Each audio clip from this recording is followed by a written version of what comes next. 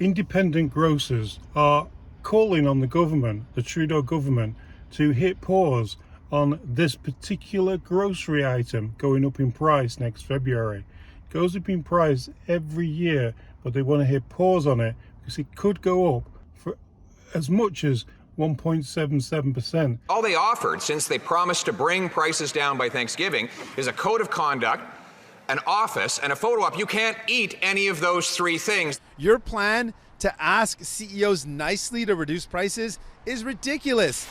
Gary Sands came onto the radio. He's the head of the independent grocers, and he had a few words to say about this. Well, it's all dairy products, but I just want to correct one thing at the outset, and maybe if I can just explain very quickly how milk pricing works. There's two groups that are involved in the milk prices, and you need to listeners need to understand this, because we anticipate the increase would be greater than 1.8%.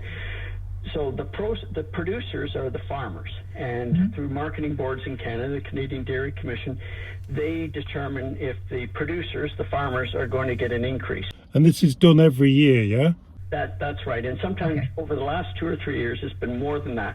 But then there's what we call the processors, and those are the companies like Lactalis, Nielsen, that would be recognized by consumers, and they also will then increase their prices on top of the increase that the producers receive. So when the consumer or the customer walks into the store, you're going to see an increase that's greater than 1.77%. It's going to be 3, 4, or 5%. We don't know yet, because we don't know what the processors, the dairy companies, are going to tack on for their own increase. So what we have done is we've called on the government to hit the pause button, because this whole system of how we set dairy products and eggs in this country, we need to shed more light on it. And that's what we've been attempting to do by calling on the government to hit the pause button on milk prices.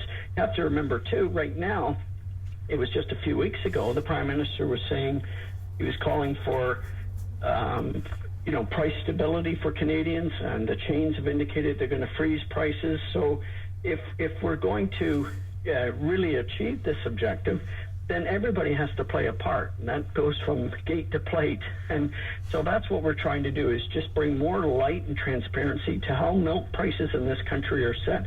But I do want to emphasize, this is more than 1.7% increase every single time that the marketing boards in Canada or the Dairy Commission increases dairy products and egg prices to the farmer. We see the processors tack on their own increase on top of that, and the consumer doesn't see that, and nor would we expect them to.